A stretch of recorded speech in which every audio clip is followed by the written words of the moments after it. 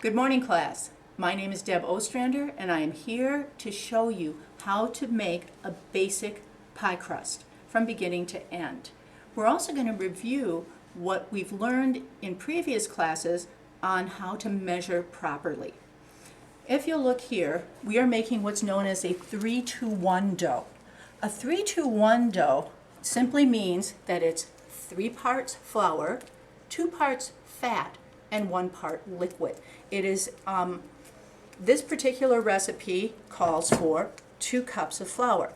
And what we're going to review is I've already measured 1 cup, but now when you come over here, you're going to see a review for how to measure dry ingredients properly. What you would do is dip your very clean 1 cup measuring cup, and you would use this piece of equipment, the metal spatula, to level that off. Notice I don't pack down, I don't push down, I don't shake it, I just level it off. Please understand, if the recipe asked me to sift flour, I would have to sift it into the measuring cup and then level it off. But this recipe doesn't ask me to do that. So right now, we have 2 cups of flour. Next, the recipe asks for salt. And for this recipe, it's 1 teaspoon of salt. Now, I personally think if you wanted to add a little less, you could, because salt isn't particularly good for us. This does provide us with flavor, but it's a matter of choice. If you are going to use the entire half teaspoon, you would dip the clean measure into the salt container and once again, very carefully level it off. And if you wanted to just take a little bit out and make what's called a scant half teaspoon, that's okay too. The word scant just means a little less than what the measure is. A little less than a half teaspoon, for example, in this case.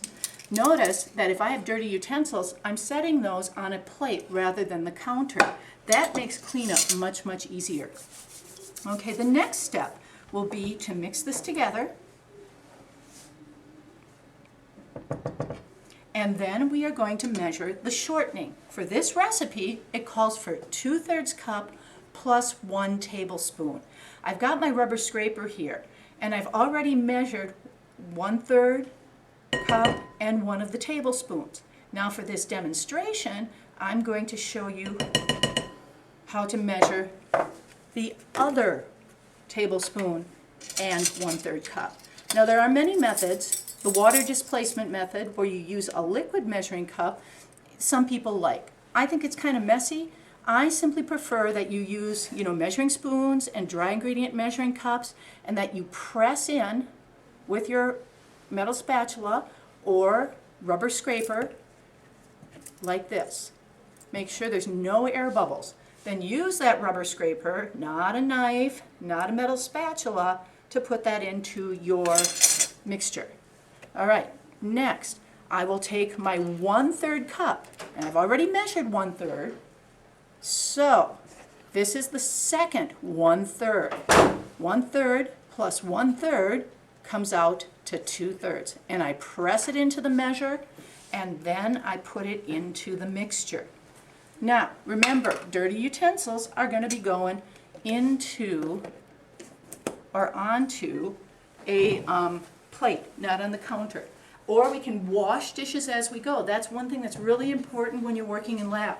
Not to wait till the end to wash everything, but clean, wash, and dry as you go. Remember what Chef Kimball, my culinary arts instructor, once said, if you've got time to lean, you've got time to clean. So now we're going to introduce the pastry blender. What you're going to do now is you're going to use the pastry blender to integrate the shortening or fat into your pie mixture. And you're going to keep doing that until the mixture is the size of, they usually use the size of small peas. And here's what's interesting. When we roll this dough out, it's going to be important that we don't overhandle the dough, because, and if you do, it's going to become tough. And we'll talk more about that in a later video presentation. But right now, I'm using that rubber scraper to scrape off the excess fat that might be sticking to the pastry blender, and then I'm using that pastry blender to combine that mixture so that we've got nice little pebbles. for our pie. Okay, so that's all done. And I'm going to put this again on top of a plate and then show you the mixture. This is what you'll want it to look like. All right, the final step is to add your water. And I've been making this recipe for a long time. Most likely, you're going to be using, you know, the entire amount of water asked for. They ask for 4 to 5 tablespoons of water. I'm going to tell you, you're definitely going to be using probably the 5. And another thing I need to tell you is we have some ice in the freezer. This is supposed to be ice cold. Some recipes, the ice is kind of melted here, but what you'll do is you'll take your measuring spoon and then you're going to sprinkle 2, 3, 4, and finally 5 tablespoons of ice water. Now there's a culinary cheat that some people like to use when it comes to making pie dough if they want it kind of really, really crisp. They also introduce an acid to the water in a little white vinegar. And that is an option if people want to do that. But again, I would mix that with the water, you know, and in this particular case I'm not doing it, but make sure if you are, then you'd measure that water into a bowl like this and then add a teaspoon of that vinegar before you mix it together. Now, some people like to use the pastry blender to continue this step. I'm going to tell you don't do that because you're going to find it really sticks. Other people will use a fork, other people will save dirty dishes and actually use the rubber scraper. I like using the rubber scraper because it's already dirty anyway. So you're going to mix it, and once you've got it to a point where you kind of believe, it's, you know, not going to be too sticky, you can then use your very clean hands. And again, if you have any kind of sores or cuts on your hand, you would need to make sure to glove for this step. But I'm going to just take the dough without handling it too much, because if you handle the dough too much, it's going to get tough and be unpleasant to work with. So it's kind of like playing with Play-Doh in a way, and I'm going to kind of clean off the sides of the bowl, get all that pie dough to stick, push it together, kind of making a lot of noise here. And remember, I use the maximum amount of water. And so class, you can see this is probably what you'll be doing too. So notice I got the dough, I'm making sure to get all the little spots of loose dough up, and once I get a nice even dough ball, I'm going to let this rest maybe 15 minutes if I can, and that'll make the dough easier to roll out. So I'd cover it with a clean towel and come back to roll it out in a few minutes. In this case, we're going to be cutting the dough ball in half. Half will be the bottom crust, half will be the top crust. So thank you for your attention on this video. I look forward to tasting all the apple pies you're going to be making. Thank you. Good morning, class. We're picking up where we left off in our prior video to talk about how to roll out pie crust. I know a lot of people like to roll out pie crust using parchment paper or wax paper. I find that doesn't work really well for me. So I'm going to talk about rolling it out right on the counter for this particular lab.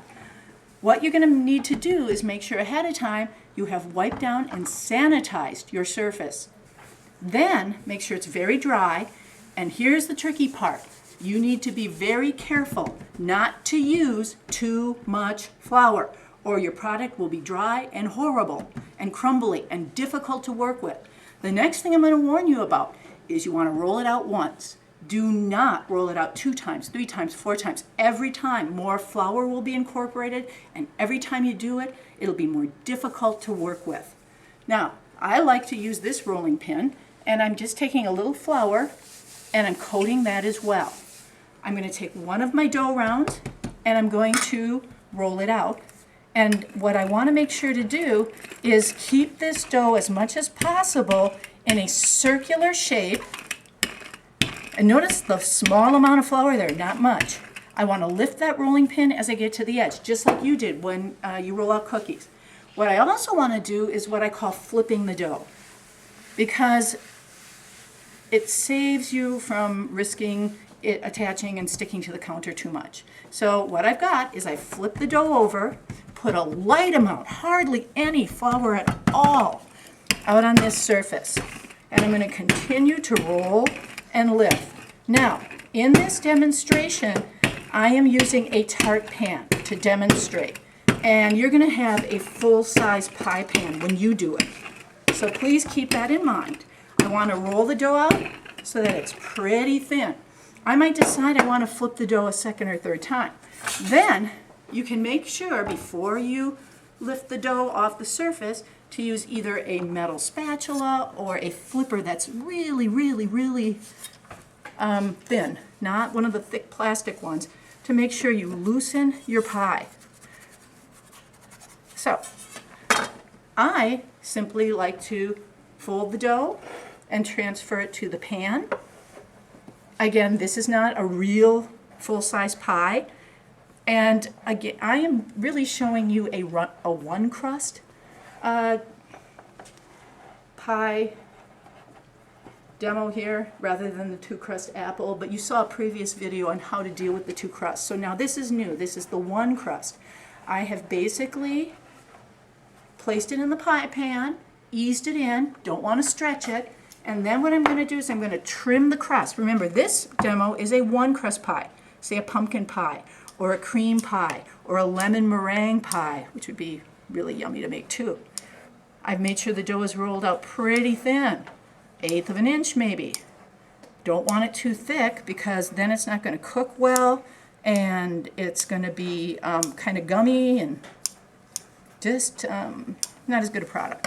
So what I've done here is I've trimmed it, and now I'm going to fold this crust under itself. I extended it maybe a 1/4 inch, maybe a 1/2 inch, and notice how I'm folding that? And did you see how easy that was to work with? This is what I'd like us to do tomorrow, is see if we can at least get the bottom crust done and stored, and then we'll do the top crust the following day when we enter the filling. Our short class periods just don't allow us to get this much done in one day if we're doing a two crust pie. So I've turned it under, I've pressed it down. Now comes time for fluting the pan. 1 finger out, 2 fingers in, or vice versa, whatever you prefer. And this is what you're going to do. You're going to press and go around, just like this. It gives it a decorative edge. I don't like using that fork method you might have seen in a previous video. It's just not as nice. And I think because we're in a cooking class, I expect a higher quality product. So this is why we take the time and make sure this fluting is done beautifully. Now, if we were making a baked shell, we would have to poke holes in the bottom. We wouldn't have to shield the crust. We just put it in and bake it at, the correct temperature, pull it out, and then we can fill it with, the cream filling. If we were making a pumpkin pie, we'd have to put the pumpkin filling in and shield this crust with strips of foil that we take off the last 5 to 10 minutes of baking. So please keep that in mind. How you prepare your crust really is based on what kind of pie you're preparing. All right? Any questions? Hopefully none. I'm looking forward to tasting, again, those pies we're making tomorrow. So we are finished for today. Thank you very much.